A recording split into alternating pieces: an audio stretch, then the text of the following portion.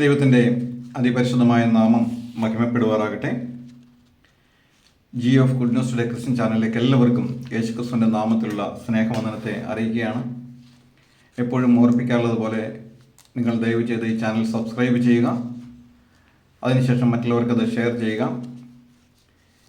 തിരുവെഴുത്തിലെ മാറ്റമില്ലാത്ത വേദവചന സത്യങ്ങൾ തെറ്റുപറ്റാതെ ചെറിയ രീതിയിൽ ശുശ്രൂഷിക്കണം എന്നുള്ള ആഗ്രഹം കൊണ്ട് കർത്താവിൽ ആശ്രയിച്ച് ശരണപ്പെട്ട് ചെയ്യുന്ന ഒരു ചെറിയ ശുശ്രൂഷയാണ് ഇത്. ഇന്ന് ഡിസംബർ 25. ലോകമെങ്ങുമുള്ള അനേക ക്രൈസ്തവ സമൂഹങ്ങൾ യേശുക്രിസ്തുവിൻ്റെ ജനനം ആണ് എന്ന് വിചാരിച്ചുകൊണ്ട് ആഘോഷിക്കപ്പെടുന്ന ഒരു ദിവസമാണ് ഡിസംബർ 25. ഏറെ പ്രത്യേകതകൾ ഡിസംബർ 25-നുണ്ട്. ഏറ്റവും കൂടുതൽ മദ്യം വിറ്റഴിക്കപ്പെടുന്ന ഒരു ദിവസമാണ് ഡിസംബർ 25. കേക്ക് ഉണ്ടാക്കുവാൻ വേണ്ടി ഏറ്റവും കൂടുതൽ മുട്ട വിൽക്കപ്പെടുന്ന ദിവസമാണ് ഡിസംബർ 25.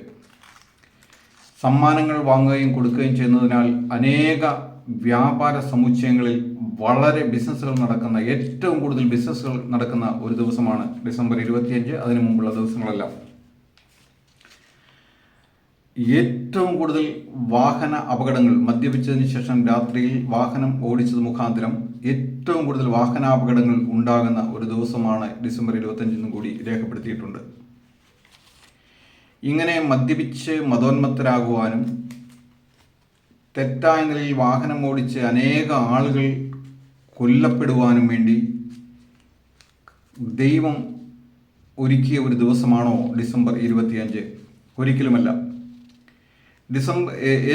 യേശുക്രിസ്തുവിൻ്റെ ജനനത്തെക്കുറിച്ച്, ആ കാലഘട്ടത്തെക്കുറിച്ച് ഡോക്ടറായിരുന്ന ലൂക്കോസിൻ്റെ സുവിശേഷം എഴുതുമ്പോൾ ആ കാലഘട്ടത്തിൽ ജീവിച്ചിരുന്ന ഭരണാധികാരികളെക്കുറിച്ച് വ്യക്തമായിട്ട് ചരിത്രവുമായിട്ട് രേഖപ്പെടുത്തിക്കൊണ്ടാണ് ലൂക്കോസിൻ്റെ സുവിശേഷം എഴുതിയിരിക്കുന്നത്.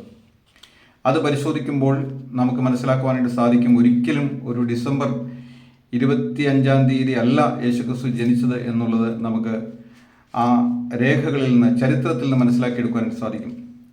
ഇതിനെക്കുറിച്ച് നിങ്ങൾക്ക് കൂടുതൽ അറിയുവാനായിട്ട് IPS ഡോക്ടർ അലക്സാണ്ടർ ജേക്കബിൻ്റെ ഒരു വീഡിയോ 3 വർഷം മുമ്പ് യൂട്യൂബിൽ വന്നിട്ടുണ്ട്. അത് ഒന്ന് നിങ്ങൾ നോക്കിക്കാണുക.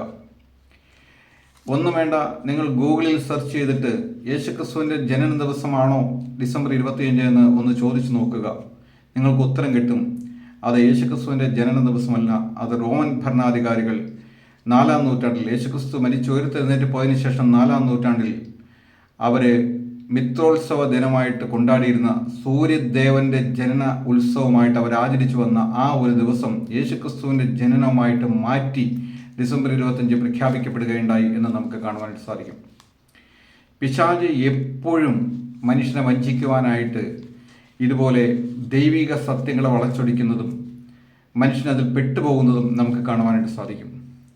എന്നാൽ യേശുക്രിസ്തു ജനിച്ച ദിവസം പരിശുദ്ധാത്മാവ് കൃത്യമായിട്ടും അവിടെ നമുക്ക് രേഖയാക്കി നൽകിയിട്ടില്ല. പരിശുദ്ധാത്മാവിനറിയാം, അങ്ങനെ അത് രേഖയാക്കി കൊടുത്താൽ ഇങ്ങനെ ഉള്ള അനേക അനർത്ഥങ്ങൾ സംഭവിക്കാൻ കാരണമുണ്ട് എന്ന് പരിശുദ്ധാത്മാവിനറിയാം.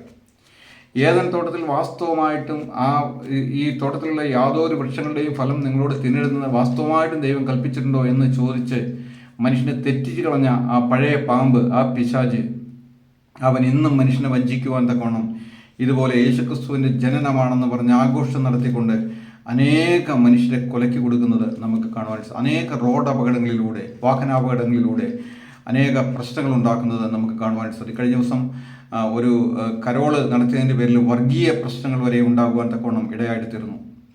നാം ഇതിൽ നിന്നെല്ലാം മനസ്സിലാക്കേണ്ടതായിട്ടുള്ള ചില കാര്യങ്ങളുണ്ട്. യേശുക്രിസ്തു ഏതെങ്കിലും ഒരു ക്രിസ്തീയ സഭാ വിശ്വാസത്തിൻ്റെയോ ക്രിസ്തീയ സഭാ വിഭാഗത്തിൻ്റെയോ അടുക്കലേക്ക് വന്ന ഒരു ദൈവമല്ല. അവിടെ നാം വായിച്ചു കേട്ടത്, ഭയപ്പെടേണ്ട, സർവ്വജനത്തിനും ഉണ്ടാകാനുള്ള ഒരു മഹാസന്തോഷം ഞാൻ നിങ്ങളോട് സുവിശേഷിക്കുന്നു. കർത്താവായ ക്രിസ്തു എന്ന രക്ഷിതാവ് ഇന്ന് ദാവീദിന്റെ പട്ടണത്തിൽ നിങ്ങൾക്കായി ജനിച്ചിരിക്കുന്നു.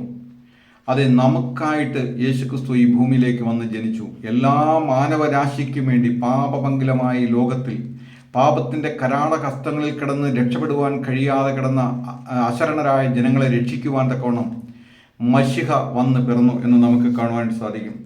യാദൃശ്ചികമായിട്ട് വന്ന് പിറന്നൊന്നുമല്ല. സർവശക്തനായ ദൈവം പഴയ നിയമ തിരുവെഴുത്തുകളിൽ അനേക ഭാഗത്ത് യേശുക്രിസ്തു എവിടെ ജനിക്കും, എവിടെ ശുശ്രൂഷിക്കപ്പെടും, അവൻ്റെ ജീവിതത്തിൽ എന്തെല്ലാം സംഭവിക്കുമെന്ന് വളരെ വ്യക്തമായിട്ട് നമുക്ക് രേഖയാക്കി നൽകി.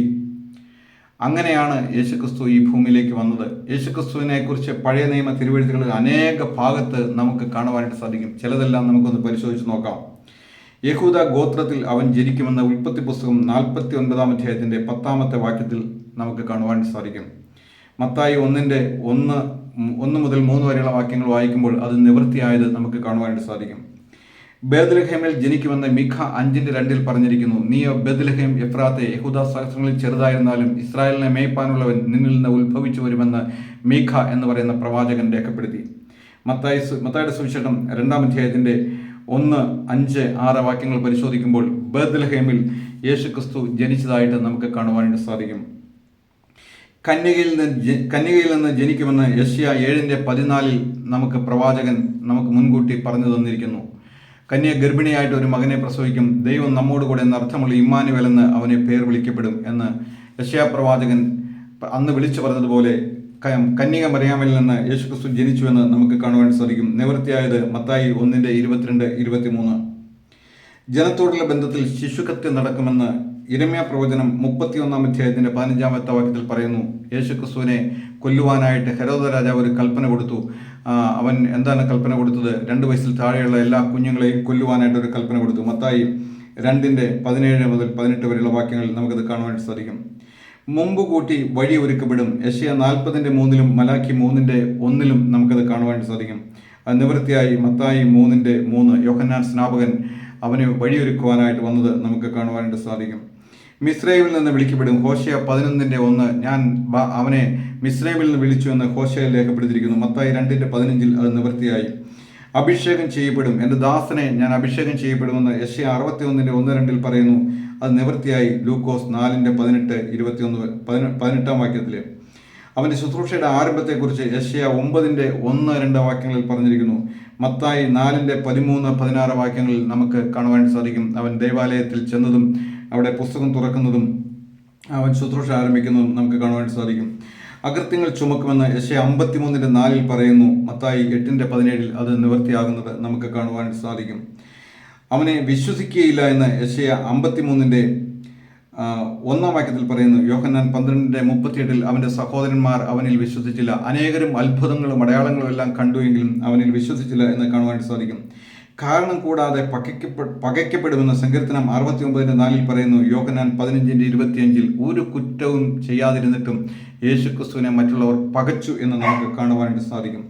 അവൻ്റെ സഹോദരന്മാർ അവനെ വിശ്വസിച്ചില്ല എന്ന് സങ്കീർത്തനം 69:8 പറയുന്നു. യോഹന്നാൻ 7:5 അവൻ പെസഹ പെരുന്നാളിന് പോകുന്ന കാര്യത്തെക്കുറിച്ച് കൂടാര പെരുന്നാളിന് പോകുന്ന കാര്യത്തെക്കുറിച്ച് സംസാരിക്കുമ്പോൾ അവൻ്റെ സഹോദരന്മാർ നീ ഇവിടെ ഇരുന്ന അടയാളങ്ങളൊന്നും ചെയ്യാതെ പുറത്തേക്ക് വരുവാനായിട്ട് പറഞ്ഞപ്പോൾ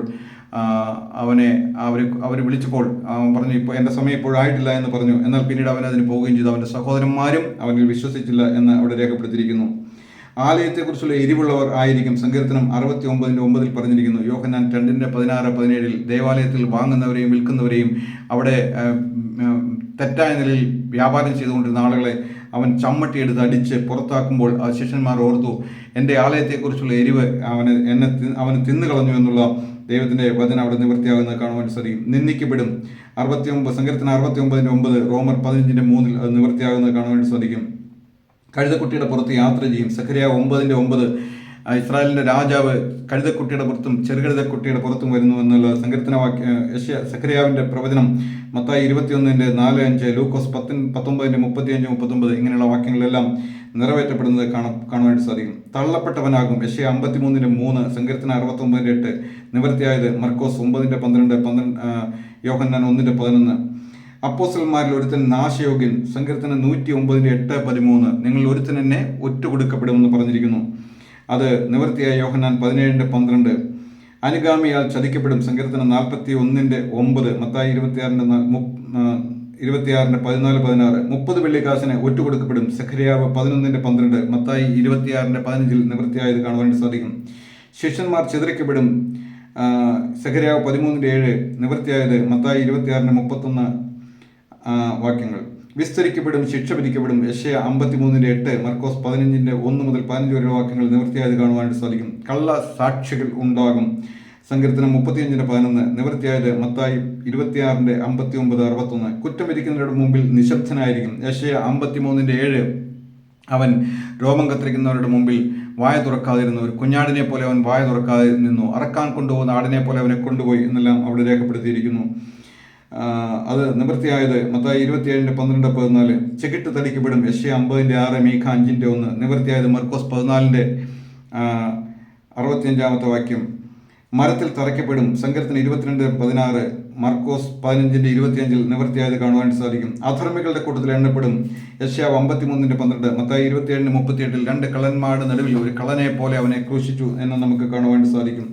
അവൻ കുത്തി തുളയ്ക്കപ്പെടും. സെഖര്യാവ് 12:10, യോഹന്നാൻ 19:34-37 വാക്യങ്ങൾ നിവൃത്തിയായത് കാണുവാൻ സാധിക്കും. അവൻ്റെ അങ്കിക്കായിട്ട് ചീട്ടിടും. സങ്കീർത്തനം 22:18, മത്തായി 27:35 അത് നിവൃത്തിയായി. കയ്പും ചുറുക്കയും കുടിക്കാൻ നൽകപ്പെടും. സങ്കീർത്തനം 69:21, മത്തായി 27:34 മുതൽ വാക്യങ്ങളിൽ അത് നിവൃത്തിയായത് കാണുവാൻ സാധിക്കും. ദൈവത്താൽ കൈവിടപ്പെടും. സങ്കീർത്തനം 22:1, മത്തായി 27:46 എൻ്റെ ദൈവമേ നീ എന്നെ കൈവിട്ടത് എന്ന് അവൻ അലറിക്കരഞ്ഞു. അവൻ്റെ അസ്ഥികളൊന്നും ഒടിക്കപ്പെടുകയില്ല. സങ്കീർത്തനം 36:20, യോഹന്നാൻ 19:33 വാക്യങ്ങൾ വായിക്കുമ്പോൾ അവർ അസ്ഥികൾ ഒടിക്കുവാനായിട്ട് വന്നപ്പോൾ അവൻ മരിച്ചു എന്ന് ഉറപ്പായപ്പോൾ അവൻ്റെ അസ്ഥികൾ ഒടിക്കാതെ വിട്ടത് നമുക്ക് കാണുവാൻ സാധിക്കും. അകർത്തിയാഗമായി മരിക്കും. യെശയ്യാ 53:5-8 വരെ, യോഹന്നാൻ 1:29 നമുക്കത് കാണുവാൻ സാധിക്കും. സമ്പന്നന്മാരുടെ കൂടെ അടക്കപ്പെടും. യെശയ്യാ 53:9 ഏറ്റവും പുതിയ അരിമത്തിക്കാരനായ യോസഫിൻ്റെ ഏറ്റവും പുതിയ കല്ലറയിൽ, അവൻ വെട്ടിച്ചു വെച്ചിരുന്ന ഏറ്റവും പുതിയ കല്ലറയിൽ അവനെ അടക്കം ചെയ്തതായിട്ട് നമുക്ക് കാണാൻ സാധിക്കും. ദ്രവത്വം കാണും മുമ്പേ ഉയർത്തെഴുന്നേൽക്കും. സങ്കീർത്തനം 16:10 അത് മർക്കോസ് 16:6 നിറവേറിയതായിട്ട് കാണുവാനായിട്ട് സാധിക്കും. യേശുക്രിസ്തുവിൻ്റെ ജനനം മുതൽ മരണവും ഉയർത്തെഴുന്നേൽപ്പും വരെ പഴയ നിയമ തിരുവെഴുത്തുകളിലെല്ലാം പ്രവാചകന്മാർ സംസാരിച്ചു കൊണ്ടിരുന്നു. അതിനുശേഷം മലാക്കിക്ക് ശേഷം 400 വർഷം ഒരു നിശബ്ദ കാലഘട്ടമായിരുന്നു. അതിനുശേഷമാണ് പിന്നീട് യേശുക്രിസ്തുവിൻ്റെ ജനനം സംഭവിക്കുന്നത് എന്ന് നമുക്ക് കാണുവാൻ സാധിക്കും. യേശുക്രിസ്തുവിൻ്റെ ജനനം കൊണ്ട് മനുഷ്യനുണ്ടായ നേട്ടങ്ങൾ എന്തൊക്കെയാണ്? പിശാച് വരുന്നത് അറക്കാനും മുടിക്കാനും മോഷ്ടിക്കുവാനാണ്. മനുഷ്യൻ്റെ സന്തോഷം എടുത്തു കളയുവാൻ, മനുഷ്യനെ നിരാശപ്പെടുത്തുവാൻ, അവനെ കൊലപാതകം ചെയ്യുവാൻ, അവൻ തൂങ്ങി മരിക്കുവാൻ അല്ലെങ്കിൽ ആത്മഹത്യ ചെയ്യുവാനൊക്കെ മനുഷ്യനെ പ്രേരിപ്പിക്കുന്നത് പിശാചാണ്. എന്നാൽ യേശുക്രിസ്തു വന്നത് മനുഷ്യന് ജീവൻ ഉണ്ടാകുവാൻ, സമൃദ്ധിയായിട്ട് ജീവൻ കൊടുക്കുവാനായിട്ടാണ് യേശുക്രിസ്തു ഈ ഭൂമിയിലേക്ക് വന്നത് എന്ന് നമുക്ക് കാണുവാൻ സാധിക്കും. അവൻ അത്ഭുത മന്ത്രിയാണ്, വീരനാം ദൈവം, നിത്യപിതാവ്, സമാധാനത്തിൻ്റെ പ്രഭു. അതെ, അവൻ സമാധാനം തരുവാൻ വേണ്ടി വന്നതാണ്. അവനൊരു മതസ്ഥാപകനല്ല. അവൻ ഈ ഭൂമിയിലേക്ക് വന്നത് സകല ജനത്തിനും രക്ഷ ഒരുക്കുവാൻ വേണ്ടിയാണ്. അവനിൽ വിശ്വസിക്കുന്നവന് ശിക്ഷാവിധി ഇല്ല. എന്നാൽ അവനിൽ വിശ്വസിക്കുന്നവന് തൻ്റെ ഏകജാതനായ പുത്രനിൽ വിശ്വസിക്കാത്ത ഏവനും ശിക്ഷാവിധി വന്നു കഴിഞ്ഞു എന്ന് തിരുവെഴുത്ത് പറയുന്നു. തിരുവെഴുത്ത് നമ്മളോട് വ്യക്തമായിട്ട് പറയുന്ന കാര്യങ്ങളാണ്. സർവശക്തനായ ദൈവം നമ്മെ സ്നേഹിച്ചപ്പോൾ തൻ്റെ ഏകജാതനായ പുത്രനെ ഈ ഭൂമിയിലേക്ക് അയച്ചു. അവൻ പറഞ്ഞു, പിതാവേ, പുസ്തകച്ചുരുളിൽ എന്നെക്കുറിച്ച് എഴുതിയിരിക്കുന്നു, അങ്ങയുടെ ഇഷ്ടം ചെയ്യുവാൻ ഞാൻ വരുന്നു എന്ന് പറഞ്ഞുകൊണ്ട് സ്വർഗത്തിലെ സകല മഹിമകളും വെടിഞ്ഞുകൊണ്ട് അവൻ ഈ താണഭൂമിയിലേക്ക് ഇറങ്ങി വന്നു. ഫിലിപ്പ് ലേഖന കർത്താവ് അതിങ്ങനെ പറയുന്നു. ഫിലിപ്പ് 2-ാം അധ്യായത്തിൽ ദൈവത്തോടുള്ള സമത്വം മുറുകെ പിടിച്ചോളെന്ന് വിചാരിക്കാതെ ഒരു ദാസന്റെ രൂപമെടുത്ത് വേഷത്തിൽ മനുഷ്യനായി അവൻ ഈ താണഭൂമിയിലേക്ക് ഇറങ്ങി വന്നു. അതെ, അവൻ സർവശക്തനായ ദൈവം, അവൻ ആരാധനയ്ക്ക് യോഗ്യനായിരുന്നു. അനേക ദൂതന്മാരുടെ ആരാധന വിഷയമായിരുന്നു അവൻ ആ സമത്വം, ആ ദൈവത്തോടൊപ്പമുള്ള ആ സമാനത മുറുകെ പിടിച്ചുള്ളെന്ന് വിചാരിക്കാതെ പിശാച് പറഞ്ഞു, ഞാൻ അത്യുന്നതനോട് സമനാകും. എന്നാൽ യേശുക്രിസ്തു ആ അത്യുന്നതനോടുള്ള ആ സമത്വം വിട്ട് ഈ താണഭൂമിയിലേക്ക് ഒരു മനുഷ്യനായിട്ട് അവൻ ഇറങ്ങി വന്ന് അവതരിക്കുന്നത് നമുക്ക് കാണുവാനായിട്ട് സാധിക്കും. അന്ന് ഔഗസ്തോസ് കൈസറുടെ ആ പേർ വഴി ചാർത്തുന്ന സമയത്ത് യോസെഫിന് വാക്ക് നിശ്ചയിച്ചിരുന്ന തൻ്റെ ഭാര്യയായ മറിയോടുകൂടെ അവർ പേർ വഴി ചാർത്തുവാനായിട്ട് ബേത്ലഹേമിലേക്ക് പോയി. അവിടെ ബേത്ലഹേമിൽ അവർക്ക് വഴിയമ്പലത്തിൽ ഒരു സ്ഥലം കിട്ടിയില്ല. ലോഡ്ജുകളെല്ലാം മുൻകൂട്ടി ബുക്കിംഗ് ആയിരുന്നു. ഈ പൂർണ്ണ ഗർഭിണിയായ സ്ത്രീയുമായിട്ട് യോസെഫ് കടന്നു പോകുമ്പോൾ അവർക്ക് തങ്ങുവാനായിട്ട് ഒരിടം കിട്ടുകയുണ്ടായിരുന്നില്ല. അവർ വഴിയിൽ എവിടെയോ പ്രസവിച്ചു. ചുണ്ണാമ്പുകൾ കൊണ്ട് നിർമ്മിതമായ ബേത്ലഹേമിലെ ഒരു പശുവിൻ്റെ തൊഴുത്തിൽ ആ കുട്ടിയെ കീറ്റ് ശീലയിൽ പൊതിഞ്ഞ് അവിടെ കിടത്തി. അന്ന് ദൂതൻ വന്ന് ഇടയന്മാരോട് പറയുന്നുണ്ട്, നിങ്ങൾക്ക് അടയാളമോ ശീലയിൽ പൊതിഞ്ഞ ഒരു ശിശുവിനെ നിങ്ങൾ കാണും. അതെ, ഈ പ്രപഞ്ചത്തിന്റെ സൃഷ്ടാവായ സർവശക്തനായ ദൈവം, അണ്ടകടാഹങ്ങളെ മുഴുവൻ സൃഷ്ടിച്ച സർവശക്തനായ ദൈവം ശീലയിൽ പൊതിഞ്ഞവനായിട്ട് ഒരു പിച്ചക്കാരുടെ കുഞ്ഞു പോലും, ഒരു ഭിക്ഷയാചിക്കുന്നവരുടെ കുഞ്ഞു പോലും കിടക്കുവാൻ ഇഷ്ടമില്ലാത്ത ഒരിടത്ത്, ഒരു പശുത്തൊട്ടിയിൽ, ഒരു മാട്ടുതൊട്ടിയിൽ അവൻ കിടക്കുവാൻ തക്കോണം ഇടയായിട്ട് തീർന്നു. അവൻ ഏറ്റവും ദരിദ്രനായിട്ട് തീർന്നു, നമ്മെ സമ്പന്നനാക്കുവാൻ തക്കോണം. അവൻ ഈ ഭൂമിയിൽ 33 വയസ്സ് വരെ ജീവിച്ചു. വിശപ്പുള്ളവനായി, ദാഹമുള്ളവനായി, തലചാക്കുവാൻ ഇടമില്ലാത്തവനായിട്ട് അവൻ 33 വയസ്സ് വരെ ഈ ഭൂമിയിൽ ജീവിച്ചു. അവൻ അനവധി അത്ഭുതങ്ങളും അടയാളങ്ങളും എല്ലാം അവൻ ചെയ്തു. അവൻ കുരുടന്മാർക്ക് കാഴ്ച കൊടുത്തു, കുഷ്ഠരോഗികളെ സൗഖ്യമാക്കി, ചെകിടരെ കേൾക്കുമാറാക്കി, ഊമരെ സംസാരിക്കുമാറാക്കി, മുടന്തരെ നടക്കുമാറാക്കി. കാറ്റെ അടങ്ങുക എന്ന് പറഞ്ഞപ്പോൾ പ്രകൃതി ശക്തികളെല്ലാം നിയന്ത്രിക്കപ്പെടുവാൻ തക്കൊണ്ട് ഇടയായിട്ട് തീർന്നു. കാനാവിൽ അവൻ പച്ചവെള്ളത്തെ വീഞ്ഞാക്കി, അവൻ മരിച്ചവരെ ഉയർത്തെഴുന്നേൽപ്പിച്ചു. അവൻ പൂർണ്ണ ദൈവവും പൂർണ്ണ മനുഷ്യനുമായിരുന്നു. ഒടുവിൽ മനുഷ്യവർഗത്തിന്റെ പാപത്തിന്റെ പരിഹാരത്തിന് വേണ്ടി തന്നെത്താൻ അവനെ ഏൽപ്പിച്ചു കൊടുത്തു. അവന് വിസ്തരിച്ച കോടതികളൊക്കെ പറഞ്ഞു, ഇവൻ എന്ത് കുറ്റമാണ് ചെയ്തത്? പിലാത്തോസ്, അന്നത്തെ റോമൻ ഗവർണറായിരുന്ന പിലാത്തോസ് പറഞ്ഞു, ഞാൻ ഇവനിൽ ദോഷമൊന്നും കാണുന്നില്ല, ഞാൻ ഇവനെ അടുപ്പിച്ച് വിട്ടയക്കാമെന്ന് പറഞ്ഞു. അവർ പറഞ്ഞു, ഞങ്ങൾക്കൊരു രാജാവേ ഉള്ളൂ, കൈസറാണ് ഞങ്ങളുടെ രാജാവ്, ഇവൻ രാജാവാണെന്ന് പറഞ്ഞു, അതുകൊണ്ട് ഇവനെ കൊല്ലണമെന്ന് പറഞ്ഞു. അങ്ങനെ പിലാത്തോസ് പറഞ്ഞു, ഈ നീതിമാന്റെ രക്തത്തിൽ എനിക്ക് പങ്കില്ല എന്ന് പറഞ്ഞുകൊണ്ട് അവൻ കൈ കഴുകി, നിങ്ങളുടെ രാജാവിനെ നിങ്ങൾ കൊണ്ടുപോയി ക്രൂശിക്കുവാൻ പറഞ്ഞ് അവനെ ഏൽപ്പിച്ചു കൊടുക്കുന്നത് നമുക്ക് കാണുവാൻ സാധിക്കും. പഴയ നിയമ തിരുവെഴുത്തുകളെല്ലാം നിവൃത്തിയാകുന്നു. അതെ, യെശയ്യാപ്രവാചകൻ പറയുന്നു, അവനെ കണ്ടാൽ ആളല്ല എന്ന് തോന്നുമാറ്, ആകൃതി കണ്ടാൽ മനുഷ്യനല്ല എന്ന് തോന്നുമാറ് അവൻ അത്രയ്ക്ക് വിരൂപനായി തീർന്നു എന്ന് യെശയ്യാപ്രവചനത്തിൽ രേഖപ്പെടുത്തിയിരിക്കുന്നു. അതെ, അവനെ കുനിച്ചു നിർത്തി അവൻ്റെ രണ്ട് കൈകളും ബന്ധിച്ചതിന് ശേഷം റോമൻ പടയാളികളുടെ മുൾക്കൊളുത്തുള്ള ചാട്ടവാറ് കൊണ്ട് അവനെ അടിച്ചു. അത് അടിച്ചിട്ട് വലിച്ചെടുക്കുമ്പോൾ, ആ മുൾക്കൊളുത്തുള്ള ഭാഗം വലിച്ചെടുക്കുമ്പോൾ അവൻ്റെ പുറത്തുള്ള മാംസങ്ങളെല്ലാം മടർന്ന് അത് കീറുവാൻ തക്കവണ്ണം ഇടയായിട്ട് തീർന്നു. സങ്കീർത്തനക്കാരൻ എഴുതി, ഉഴവുകാർ എൻ്റെ മുതുകിന്മേൽ ഉഴുതു, ഉഴവച്ചാലുകളെ അവർ നീളത്തിൽ കീറി. അത് യേശുക്രിസ്തുവിനെ ഉഴവുകാർ നീളത്തിൽ ഉഴുതുന്നത് പോലെ അവൻ്റെ ശരീരം മുഴുവൻ അടിച്ച് അവർ തകർക്കപ്പെട്ടു. അതിനുശേഷം അവർ അവനെ ഗൊൽഗൊഥാ മലയുടെ മുകളിലേക്ക് ക്രൂശിക്കുവാനായിട്ട് കൊണ്ടുപോയി എന്ന് നമ്മൾ വായിക്കുന്നു. അതെ, ആ കുരിശ് ചുമക്കുവാൻ അവന് കഴിയുമായിരുന്നില്ല. മാംസമടർന്ന ആ തോളിലേക്ക് 2 പച്ച പൈൻമരങ്ങൾ നെടുകയും കുറുകയും വെച്ച വലിയ മരക്കുറ്റി അവൻ്റെ തോളിലേക്ക് വെച്ചു കൊടുത്തു. ഇന്ന് കാണുന്ന പോലെ മനോഹരമായിട്ട് ചെത്തുമിനിക്കിയ മരക്കുരിശൊന്നുമല്ല. ആ കുറ്റി അവൻ്റെ മേൽ, ആ മരം കൊണ്ടുണ്ടാക്കിയ വലിയ ഭാരമുള്ള കുരിശ് അവൻ്റെ തലയിലേക്ക്, അവൻ്റെ ചുമലിലേക്ക് വെച്ചു കൊടുത്തു. വീണും എഴുന്നേറ്റും അവൻ ഗോൽഗോഥാ മലയുടെ മുകളിലേക്ക് കയറിപ്പോയി. വീഴുമ്പോൾ അവർ അവനെ അടിക്കും, അവൻ എഴുന്നേൽക്കും. അവനെ കുരിശ് ചുമക്കുവാനായിട്ട് അവരെ നിർബന്ധിച്ചെങ്കിൽ അവന് കഴിയുമായിരുന്നില്ല. അപ്പോൾ കുറേനക്കാരനായ ശീമോൻ അതിൽ വരികയും അവരെ കുറേനക്കാരനായ ശീമോനെ ഈ കുറ്റവാളിയുടെ ക്രൂശ് ചുമക്കുവാനായിട്ട് നിർബന്ധിക്കുകയും ചെയ്തു. അങ്ങനെ ക്രൂശുമായിട്ട് ഗോൽഗോഥാ മലയുടെ മുകളിൽ അവൻ എത്തപ്പെട്ടു. ആ ക്രൂശിന്മേൽ അവർ അവനെ കിടത്തി. അവൻ്റെ കൈകൾ വിരിച്ചു. 2 കൈകളിലും അവർ വലിയ കാലിരുമ്പിൻ്റെ ആണി അടിച്ചിറക്കി. അതിനുശേഷം 2 കാലുകളും ചേർത്ത് വെച്ച് വലിയ ഇരുമ്പിൻ്റെ ആണി അടിച്ചു കയറ്റി. അതിനുശേഷം ആ കുരിശ് അവർ മറച്ചിട്ടു. ആ മറച്ചിട്ട കുരിശിന്മേൽ ആ ആണി അവർ മടക്കി അടിച്ചു. അതിനുശേഷം വലിയ ഒരു കുഴിയിലേക്ക് ആ കുരിശ് അവർ ഇട്ടു. കുറേ ആളുകൾ ചേർന്ന് പടയാളികൾ ചേർന്ന് അത് എടുത്തിട്ടു. അവൻ്റെ അസ്ഥികൾ ബന്ധം വിടുവാൻ തക്കൊണ്ട് അവൻ അതിൽ കിടന്ന് കുലുങ്ങി. എന്നാൽ അവൻ്റെ അസ്ഥികളൊന്നും ഒടിയാതെ അവൻ ആ ക്രൂശിന്മേൽ കിടന്നു. അവൻ ഏറ്റവും അധമനായ ഒരു മനുഷ്യനാക്കി തീർക്കുവാൻ വേണ്ടി 2 കുറ്റവാളികളെ ഇടത്തും വലത്തുമായിട്ട് ക്രൂശിച്ചു. 2 കള്ളന്മാരെ ഇടത്തും വലത്തുമായിട്ട് ക്രൂശിച്ചു. ആകാശത്തിനും ഭൂമിക്കും മധ്യേ 2 കള്ളന്മാരുടെ നടുവിൽ എല്ലാവരാലും കൈവിടപ്പെട്ടവനായിട്ട് അവൻ ക്രൂശിന്മേൽ കിടന്നു. അവനെ പിതാവായി ദൈവം കൈവിടപ്പെട്ടു. അവൻ്റെ കൂടെ ഉണ്ടായിരുന്ന ശിഷ്യന്മാർ കൈവിടപ്പെട്ടു. അനേക അത്ഭുതങ്ങളും അടയാളങ്ങളും അനുഭവിച്ച അവൻ്റെ ആ സഹോദരൻ വിശ്വാസികൾ അവനെ കൈവിട്ടു. എല്ലാവരാലും കൈവിടപ്പെട്ടവനായ ക്രൂശിന്മേൽ അവൻ കിടന്നു. അത് യെരുശലേമിന് ആയതുകൊണ്ട് കടന്നു പോകുന്ന ജനമെല്ലാം തലകുലുക്കിക്കൊണ്ട് പറഞ്ഞു, മന്ദിരം പൊളിച്ച് 3 നാൾ കൊണ്ട് പണിയുന്നവനെ നിന്നെ തന്നെ രക്ഷിച്ച് നീ ക്രൂശിൽ നിറങ്ങുക, എന്നാൽ ഞങ്ങൾ കണ്ടു വിശ്വസിക്കാമെന്ന് പറഞ്ഞ് അവനെ കളിയാക്കി, അവനെ പരിഹസിച്ചു. അങ്ങനെ തന്നെ മഹാപുരോഹിതന്മാരും ശാസ്ത്രിമാരും മൂപ്പന്മാരും അവനെ പരിഹസിച്ചു. എന്നാൽ എബ്രായ ലേഖനത്തിൽ പറയുന്നു, ആ അപമാനം അവൻ അലക്ഷ്യമാക്കി. കുരിശിന്മേൽ നിന്ന് അവൻ ഇറങ്ങി വരുവാൻ കഴിയുമായിരുന്നു. പച്ചവെള്ളത്തെ വീഞ്ഞാക്കിയ ദൈവം തമ്പുരാൻ, മരിച്ചവരെ ഉയർത്തെഴുന്നേൽപ്പിച്ച ദൈവം തമ്പുരാൻ, അതുപോലെ തന്നെ കുരുടന്മാർക്ക് കാഴ്ച കൊടുത്ത, കുഷ്ഠരോഗികളെ സൗഖ്യമാക്കിയ, ഭൂതങ്ങളെ പുറത്താക്കിയ യേശുക്രിസ്തുവിന് നിഷ്പ്രയാസം ക്രൂശിന്മേൽ നിന്ന് ഇറങ്ങി വരുവാൻ കഴിയുമായിരുന്നു. എന്നാൽ മനുഷ്യവർഗത്തിൻ്റെ പാപത്തിൻ്റെ ശിക്ഷാവധി മുഴുവൻ തൻ്റെ പച്ചയായ ശരീരത്തിൽ അവൻ വഹിക്കേണ്ടായി. അവൻ നിത്യമായ നരകത്തിൻ്റെ വേദനയിലൂടെ അവൻ കടന്നുപോയി. പിതാവായ ദൈവം അവനെ നരകത്തീയിലേക്ക് ഇട്ടുകളഞ്ഞു. അത് കണ്ടു നിൽക്കുവാൻ കഴിയാതെ വണ്ണം സൂര്യൻ തൻ്റെ മുഖത്തെ മറച്ചു. ദേശത്തെങ്ങും ഇരുട്ടുണ്ടായതായിട്ട് നാം വായിക്കുന്നു. നമ്മുടെ കർത്താവായ യേശുക്രിസ്തു 2000 വർഷങ്ങൾക്ക് മുമ്പ് കാൽവരി ക്രൂശിന്മേൽ കയറി അവൻ അവിടെ വെച്ച് മരിച്ചു. പിതാവെ, എൻ്റെ ആത്മാവിനെ തൃക്കരങ്ങളിൽ ഏൽപ്പിക്കുന്നു എന്ന് പറഞ്ഞുകൊണ്ട് അവൻ പ്രാണനെ വിട്ടു. അവൻ പറഞ്ഞതുപോലെ, മുൻകൂട്ടി പറഞ്ഞതുപോലെ അവൻ 3-ാം നാൾ ഉയർത്തെഴുന്നേറ്റു. റോമൻ ഗവൺമെൻറ്റിൻ്റെ കല്ലറയെ പൊളിച്ച് അവരുടെ സീല് പൊളിച്ചുകൊണ്ട് കാവൽ പടയാളികളുടെ കാവൽക്കൂട്ടത്തെല്ലാം തകർത്തുകൊണ്ട് അവൻ ജയാളിയായിട്ട് ഉയർത്തെഴുന്നേറ്റു. ആ യേശുക്രിസ്തു നമ്മുടെ ഹൃദയങ്ങളിൽ ഉദിക്കുമ്പോഴാണ് ഉദയനക്ഷത്രമായിട്ട് അവൻ നമ്മുടെ ഉള്ളിൽ പ്രകാശിക്കുവാൻ തക്കവണ്ണം ഇടയായിട്ട് തീർന്നത്. പത്രോസിൻ്റെ ലേഖനം 2-ാം ലേഖനം അതിൻ്റെ 1-ാം അധ്യായത്തിൻ്റെ 19-ാം വാക്യം നാം വായിക്കുമ്പോൾ, നേരം വെളുക്കുകയും നിങ്ങളുടെ ഹൃദയങ്ങളിൽ ഉദയനക്ഷത്രം ഉദിക്കുകയും ചെയ്യുവോളം ഇരുണ്ട സ്ഥലത്ത് പ്രകാശിക്കുന്ന വിളക്ക് പോലെ അതിനെ കരുതിക്കൊണ്ടാൽ നന്ന്. എന്നെ കേൾക്കുന്ന പ്രിയ സഹോദര, പ്രിയ സഹോദരി, ക്രിസ്മസ് എന്ന് പറഞ്ഞ് ഇന്ന് ആഘോഷിക്കുന്ന സാത്താൻ്റെ ഈ വഞ്ചനയിൽ കുടുങ്ങി നീ യേശു ക്രിസ്തുവിൽ നിന്ന് അകന്നു പോകാൻ ഇടയാകല്ലേ. ഇരുട്ടിൻ്റെ നിഷ്ഫല പ്രവൃത്തികളിൽ നീ കൂട്ടാളികളാകല്ലേ.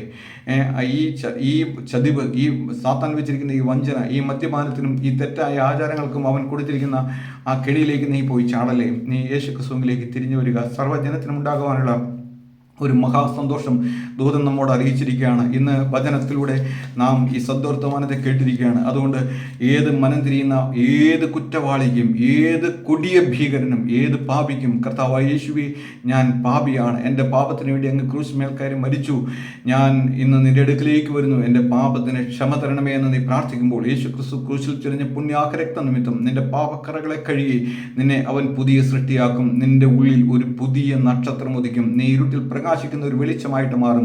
അതെ, ഈ വചനങ്ങളാൽ ദൈവം നമ്മെ അനുഗ്രഹിക്കട്ടെ. നമ്മുടെ കർത്താവ് ഉയർത്തെഴുന്നേറ്റതിന് ശേഷം അവൻ സ്വർഗ്ഗത്തിലേക്ക് നോക്കി.